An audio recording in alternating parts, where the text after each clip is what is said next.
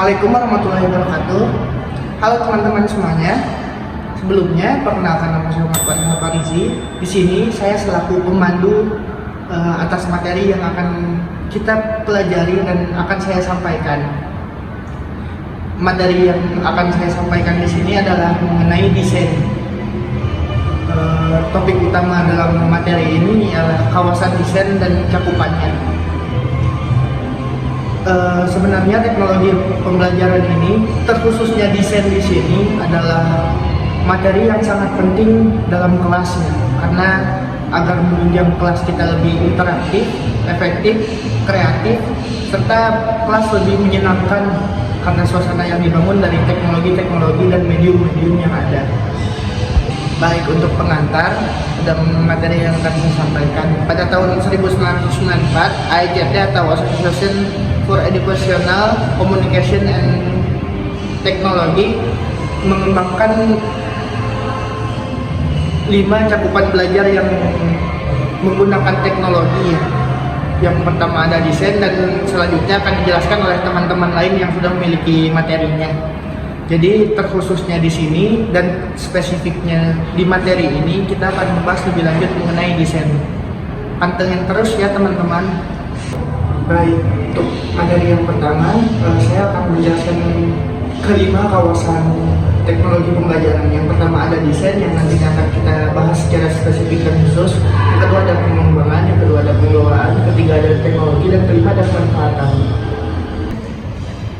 Baik, dari keempat cakupan utama kawasan desain tadi, kita akan membahas satu persatu cakupannya. Yang pertama ada desain sistem pembelajaran. Desain sistem pembelajaran adalah proses penentuan apa yang akan dipelajari dan bagaimana cara mempelajarinya.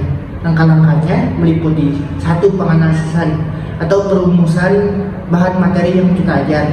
Kedua, perancangan. Perancangan di sini adalah kita merancang bahan ajar atau materi apa yang spesifik yang akan diajarkan ke peserta didik.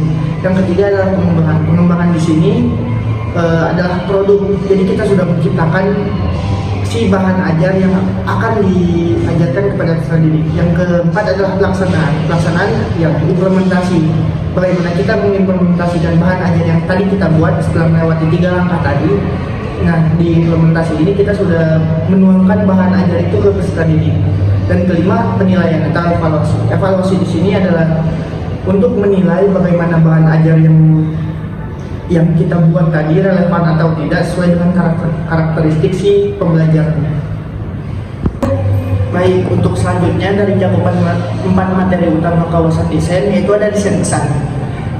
Desain pesan berfokus pada perencanaan untuk merekayasa bentuk fisik dari pesan agar terjadi komunikasi antara pengirim dan penerima. Desain ini memperhatikan prinsip perhatian, persepsi, dan daya tangkap, serta hubungan dengan elemen mikro atau elemen kecil seperti visual, urutan, halaman, dan layar. Jadi desain pesan ini adalah medium utama bagaimana si penutur atau di sini pengajar menghubungkan pesannya atau bahan ajarnya ke peserta didik.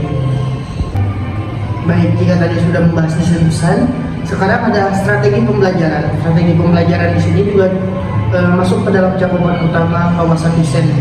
Strategi pembelajaran adalah spesifikasi untuk menyeleksi dan mengurutkan peristiwa atau kegiatan belajar dalam suatu pembelajaran. Strategi ini mencakup teori mengenai situasi belajar dan komponen belajar serta mengajar. Jadi strategi belajar ini adalah referensi atau rujukan para pengajar agar dapat menciptakan kelas yang dia inginkan dengan menggunakan teknologi-teknologi yang ada dan medium-medium yang sudah disiapkan sebelumnya.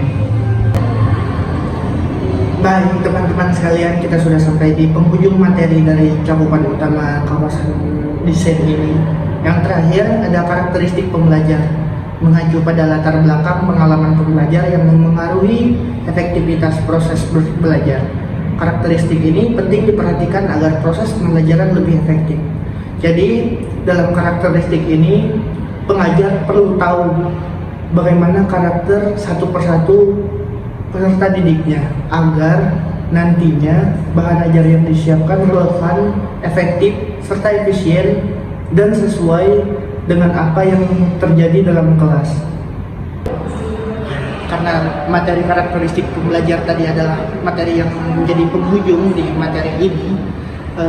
Jadi demikian, apapun itu yang dapat saya sampaikan, semoga kita selalu senantiasa dalam naungan Allah Subhanahu wa taala, dan semoga kita selalu diberikan ridho dan berkahnya. Semoga teman-teman dan saya sendiri makin semangat belajar dan terus belajar agar memiliki wawasan yang luas dan keberkahan dalam hidupnya. Jadi saya akhiri bilang taufiq wal hidayah. Wassalamualaikum warahmatullahi wabarakatuh. Selamat belajar.